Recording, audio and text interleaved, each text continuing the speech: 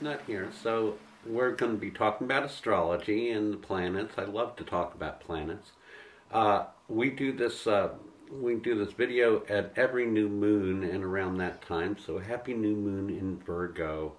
Virgo generally is a time of really disseminating things and completing our summers and taking care of all the earth plane after the month of Leo, where it's about fun and games and creativity and love and all that stuff. But love is still in the air because Venus is in Leo, and what I'm going to talk about actually is three themes this time. One is about the new moon and the aspects with the new moon, including Mars being in Gemini and squaring all that. And second theme is about a T-square going on right now, Saturn, Uranus, and Venus, which is pretty short term, but the Saturn-Uranus part just going on and on all year long. And then the third theme is about Mercury, which goes retrograde on September 8th into the end of the month.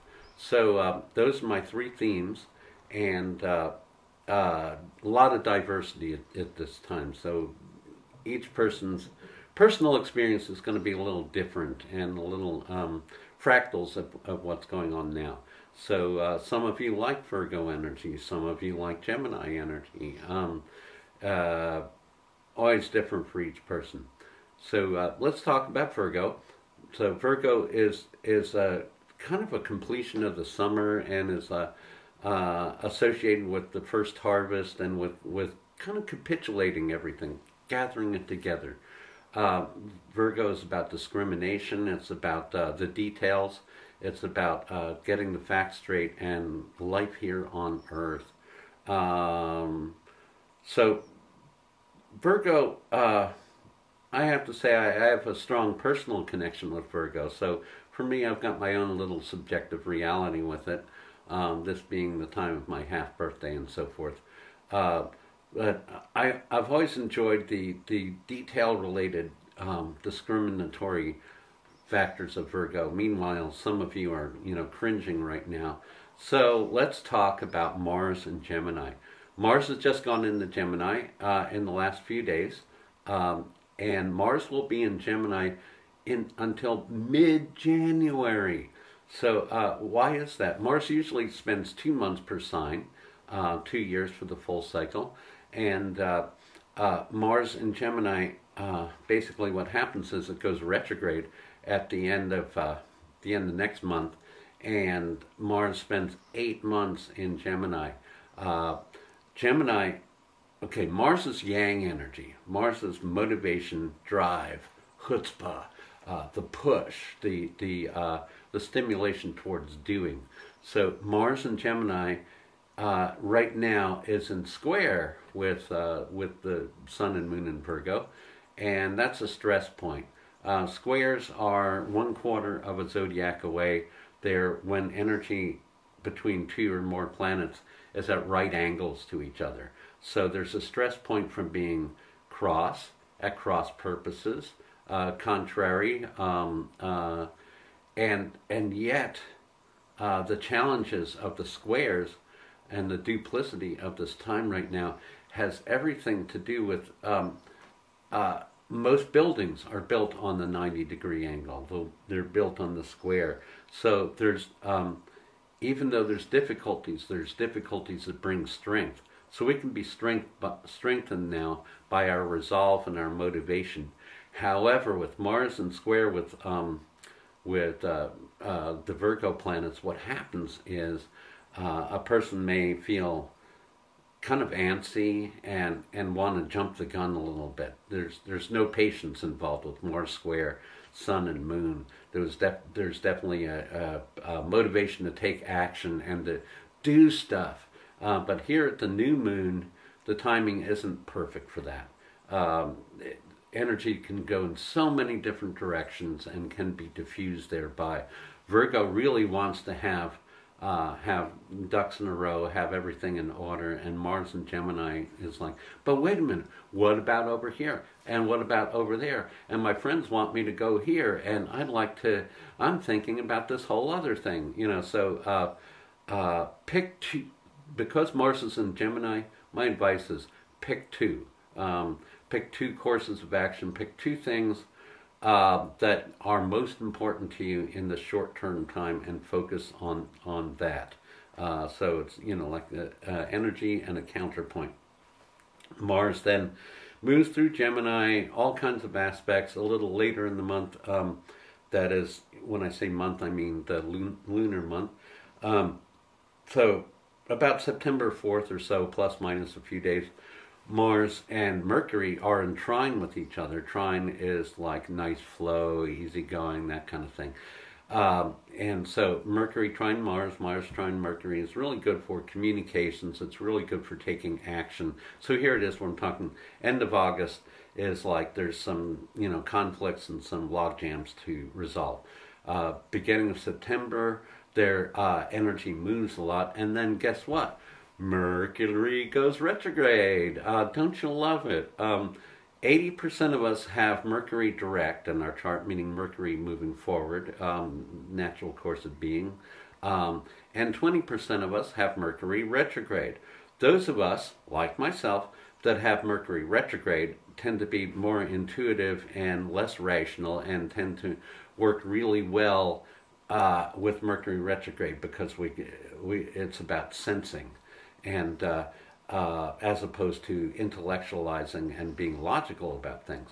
So the other 80% of us, our cell phones crap out, or, we have all kinds of challenges, usually electromagnetic challenges, because there's a disruption, a contrary vibration that goes through the air when Mercury is retrograde.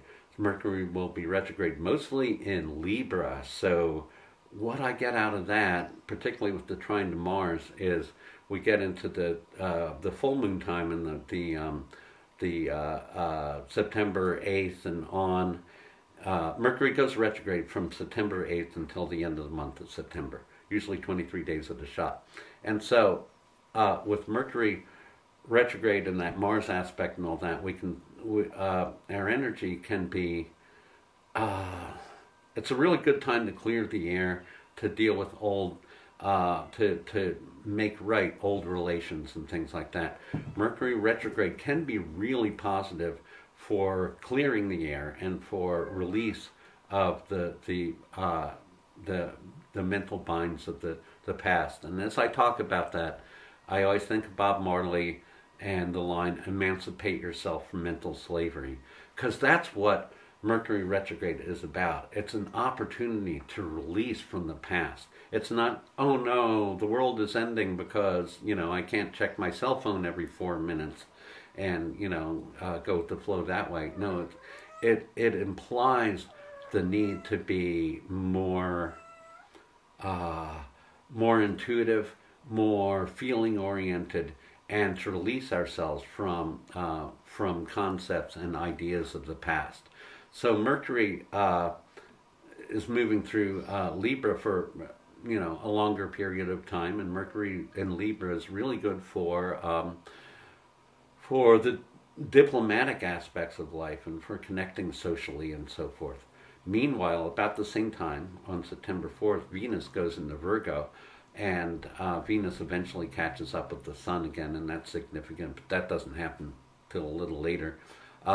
Venus in Virgo is about discrimination in matters of the heart and relationships. So here we have the love and pleasure and creativity of high summer moving into the harvest season and into the reflection that happens at the end of summer, that summer love. And it's like, okay, well, did you get so swept up in the potential creativity and the joy of that you forgot to water your plants or to take care of your paperwork or whatever like that? Well, now's the time to do that. Take care of that paperwork. Take care of the logistics between now and September 8th. And then allow for the flow to happen. As I mentioned, September 4th through 8th can be a very creative time, but then the time after that is going to be time to get in a lot of loose ends. And now I want to talk about one more thing that needs to be put on the table here. Is Venus is in Leo right now. So Venus in Leo, where it's been for about 3 weeks now, is a very much about fun and games and about, summer love and about seeing your friends and everything we would associate with summer. And in fact, sun kicks into my head now is Laying the Family Stone, hot fun in the summertime. I always have a little, audio going on in my head when I'm doing readings and otherwise, and so that's the way my Mercury retrograde brain works, and forgive me for that. So Venus and Leo, yeah, all the kind of the culmination of a lot of our seed planting towards the creativity of summer and love and relationship. But here at the new moon on the 27th of August, Venus is in Leo, and it's exactly opposite Saturn, exactly square Uranus. Venus is square the nodes, so that's called a T-square, and it's a compound stressful time. Venus opposite Saturn might be that the social aspects of life pull you in a different direction than your responsibilities, and also that a lot of there's a theme going on with Saturn square Uranus all year, and now they're both retrograde. In fact, by September 8th, when Mercury joins, there'll be 6 retrograde planets. I'll talk about that in a minute.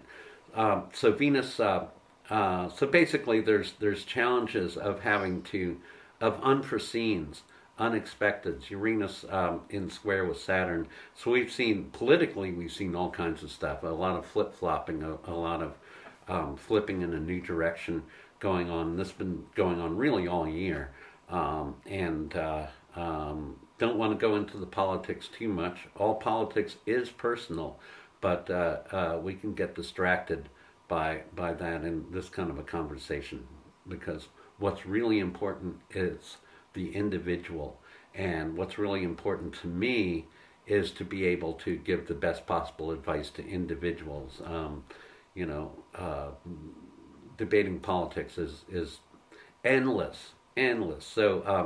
So focusing on the personal, it's sort of like what needs to be realigned in your life, and what is the serendipity to get there? Because Uranus energy is like all of a sudden there's a flip-flop and things don't go as planned. So we can be assured this is not a logical time on the planet, and it continues not to be.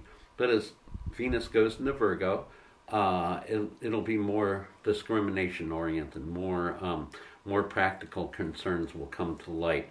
Yet we'll still have this aura in the back of things not going as planned, sudden changes, confusion that way. If you're a perfectly logical person, this could drive you crazy. So all you Virgos out there, and all you Capricorns and Tauruses that like to make plans and carry them out, well, this is be ready for the surprising tidal wave of something new and different coming on. A lot goes on the month of September. We're going to be in a very different position by the end of that, and each lunation coming up, the one in end of September, the one end of October, and particularly the full moon around election time, it's going to be a real major flip-flop. And find the time to go inside yourself and connect with yourself and ask yourself, who am I and where am I now? Because this is a time for that crossroads. Now, I do readings, and this is a free service here that I'm providing because people ask these questions. And so of all things, be sure to get your own personal reading, because that is what really tells the story. It's going to be really different for, Geminis and Virgos right now, for air signs and earth signs and so forth. So please connect on that level even briefly, and there's a map, and a trajectory, and it's all personal. So I encourage you with that, and good luck and good fortune in the coming time, and let's connect. And so be sure to like our page and to subscribe. We're just shy of 100 subscribers right now. It costs nothing, and I like to know that I'm talking to an audience here. I know that many of you are listening, so please say yes, because that's great encouragement for me.